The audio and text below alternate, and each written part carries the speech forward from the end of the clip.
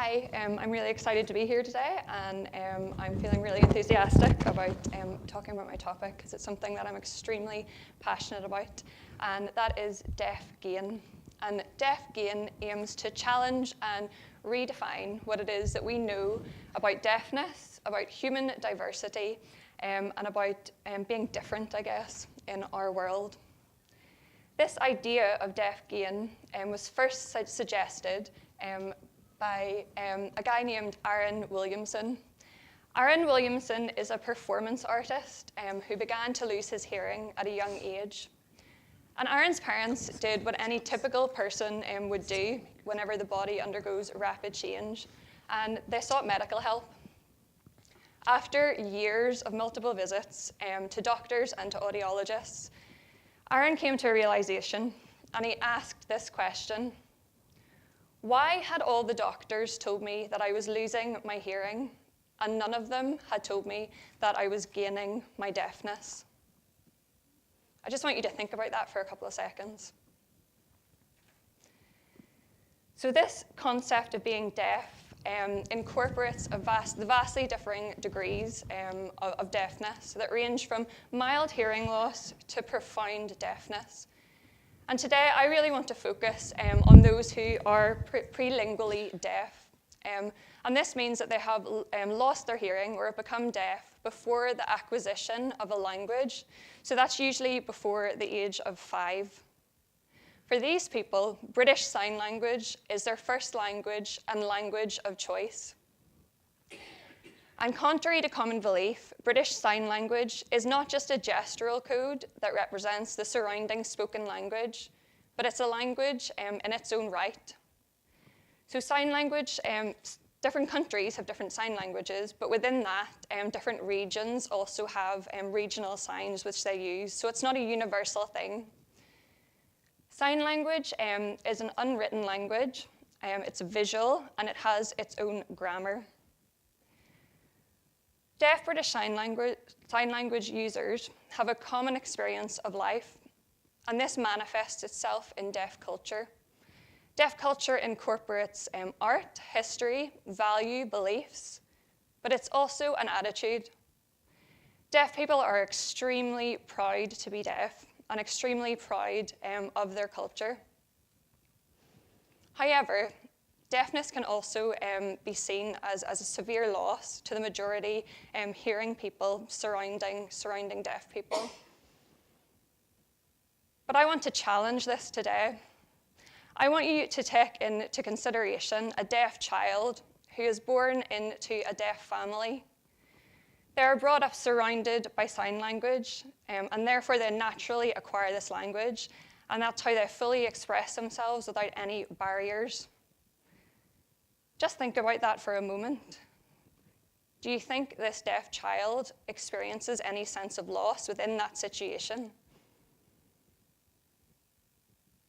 You see, hearing people have controlled the construction of knowledge about deafness and what it is to be deaf.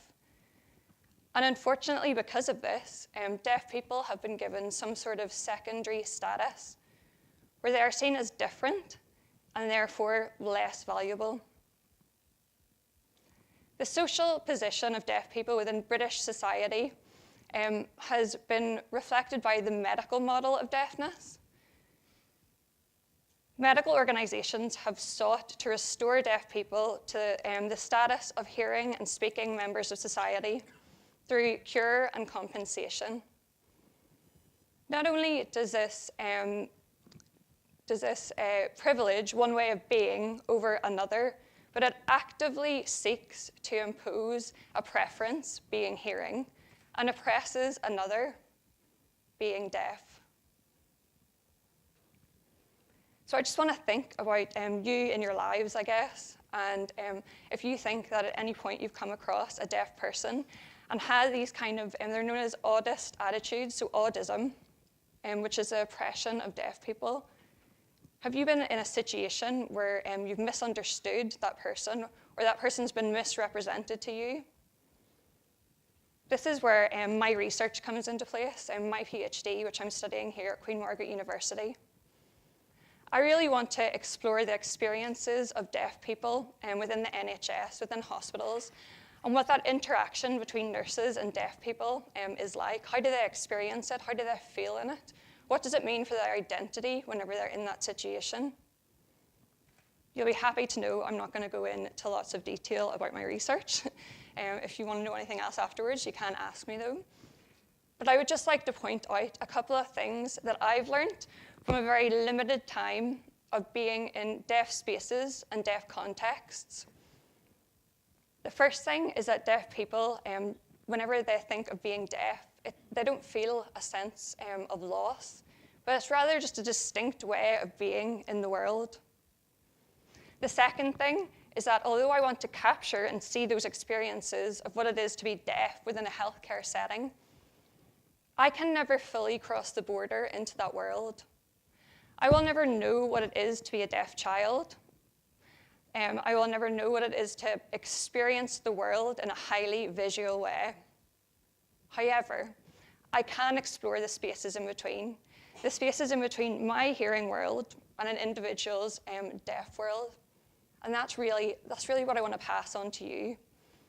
Because it's in the cultural moments where I experience that space in between, where I can open up and my ideas and my knowledge about what it is to be deaf can be challenged and regenerated.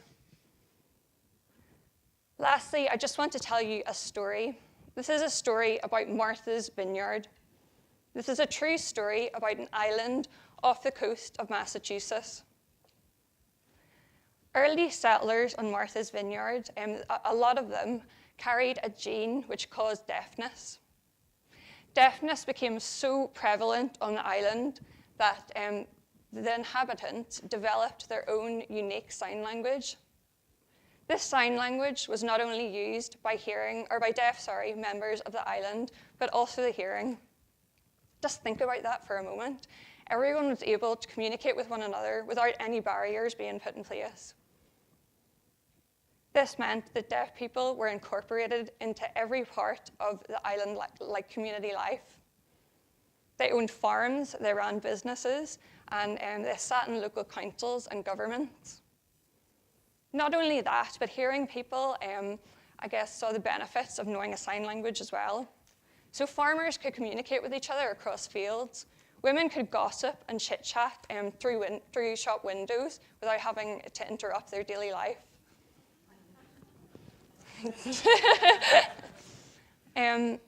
Martha's Vineyard meant that no one was oppressed, no one was discriminated against within that society. And I guess my message for you today is that Martha's Vineyard beautifully illustrates the kind of world that I dream of. And earlier it was mentioned that for something to become a reality, we need to dream of it first. So I want to challenge you to dream of that kind of world also. A world where no one is oppressed and no one is pushed to the margins. Thank you.